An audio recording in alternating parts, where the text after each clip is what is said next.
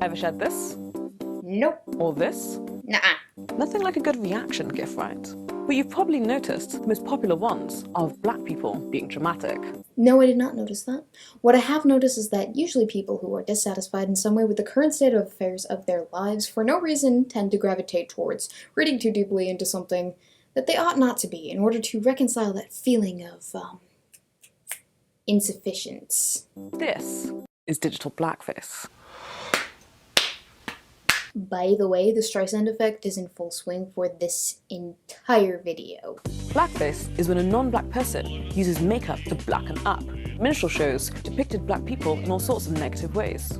They were mocking, demeaning stereotypes, and they exaggerated black people's facial features and their expressions. Okay. So, obligatory black and white montage of no longer relevant issues being showcased as a viable reason for this outrage, which, to be honest, no one had a problem with and still doesn't have a problem with until this video, if, likes and dislike ratios are anything to go by. Yo, British people, y'all need to collectively request a refund. Your government done fucked. Thanks, Obama. And digital blackface is the 21st century version of that. Just a quick question. How? These are black celebrities who initially made these facial expressions for the purposes of entertainment, whose image, along with plenty of others that are non-black, portray how relatable or unrelatable internet content is. Just curious how this is pertinent. Another quick question. If blackface was offensive because white people were exaggerating features of black people in an offensive way, yet these very black celebrities are the ones who are actually making the facial expressions, how exactly do you reconcile these two obviously different concepts? White people using gifs to perform some kind of exaggerated blackness. Okay, but why white people specifically? Don't you have a problem with everyone using them except black people because they're essentially doing the same thing just with different skin color? Racist. Excuse me. And that's not all. Let's talk about white people using dark-skinned emojis.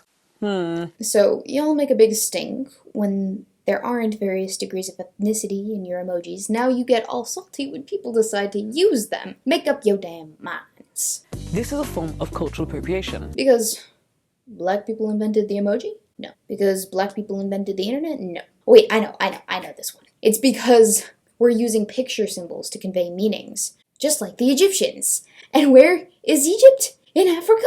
Oh my god! Paying little respect to someone else's culture and using it however you please. Oh, well then if we're going to get really petty about hairstyles that anyone can theoretically have but are typically regulated to one culture in mainstream media depictions, I'ma need to confiscate your curling iron and your straightener, bitch, because we can't have cultural appropriation now, can we? Artificially curly hair and straight hair is a white and Asian thing, so yeah. Fork them over. So what's wrong with white people posting these gifs and using these emojis? Absolutely nothing. Well, black people are not here for other people's entertainment. Yeah, I wouldn't worry too much about that, hun. You are the farthest thing from entertaining. I mean, have you seen this video?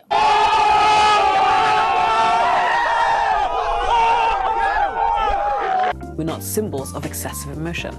No, but humans are, and that's what facial expressions are for, to convey expressions, to convey meaning. They are what make us, us. There are actually people out there who can't make facial expressions due to some form of Mobius syndrome, a neurological disorder that usually presents as facial paralysis, or a form of congenital facial paralysis. So, to complain about white people using black facial expressions as a reaction gif shows an inordinate amount of privilege that you should probably check at the door, you ableist scum. And we aren't here to make you look more sassy, more sexy, or more street. Again, not at all something you were in danger of doing. We don't want to be seen as having two-dimensional personalities.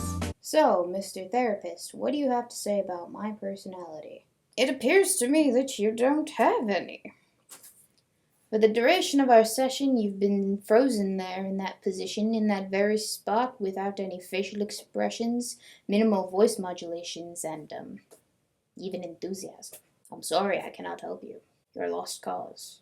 You're not entertaining. Let us decide for ourselves how we wish to be perceived. It looks like people have already done that. as you've so generously provided us with examples of black celebrities making facial expressions of their own volition, mind you, you're the one who has the problem with black people making faces that, in your opinion, don't fit the benchmark of what you think black people represent. Now, I'm not saying you have to be black to post these gifs. A little side note for people in the back, Riley Dennis, Neon Fiona, BBC lady, if you have to clarify what you're not saying after you've said something in order to recalibrate what you've just said in your audience's mind, then maybe what you're saying is exactly what you are not saying. Savvy? But what I am saying is think about what you're doing. Ask yourself why you're always drawn to that gif or that emoji. Well, that's rather narcissistic of you, just to assume that everyone is always drawn to a specific emoji or a gif based on a specific skin tone, namely yours. So maybe humanity, and by extension the various different races, aren't a monolith that subscribe to all the same ideals. Have you ever thought of that? Honestly, I don't think I've ever come across a more prime example of presumptive narcissistic arrogance in my life. To just outright say white people can't use black reaction gifs and emojis because they're not here to entertain us, despite the fact that the reaction gifs are of black celebrities who entertain people for a living. It's a level of stupidity I didn't know was possible. Where does she think that these reaction gifs come from? Oprah? Kevin Hart? Michael Jackson? Tupac? No fucking clue who these people are. Random strangers on the streets to me. These are entertainers, people. That's their job. Holy fuck, I can't believe I'm explaining something so trivially universal to this woman. It's like being pissed off that porn stars are being over-sexualized. Really? Who authorized this video, BBC? Who decided that this was a good idea? Because honestly, they need to be fired. I bet it was the mutant spawn of some suburban mom type with the "can I speak to the manager" haircut, and your average gender studies college student who writes homoerotic slam poetry, because no sane, logical person would ever be capable of this Plastic Man-esque mental gymnastics stupidity. So that's my view. But what do you think? I think that you, madam, need to dramatically reevaluate your life, your priorities, your outlook, all that good stuff. This is a hot mess of a video. BBC, do you know what you've done in publishing this video? You've just ensured that no one will ever take you seriously, ever again. On a separate note, so I did a thing. I took this BLM shirt and I took some creative licensing with it. I made it my own. Called it the Ultimate Shitposting Tee. It's on the Teespring store. This is what I did last night when I should have been studying for Ancient Greek, but what are you gonna do? Anyway, the link to the t-shirt is in the description if you'd like to take a look at that, as are the links to all of my social media and the Patron and the original video. Adios, muchachos.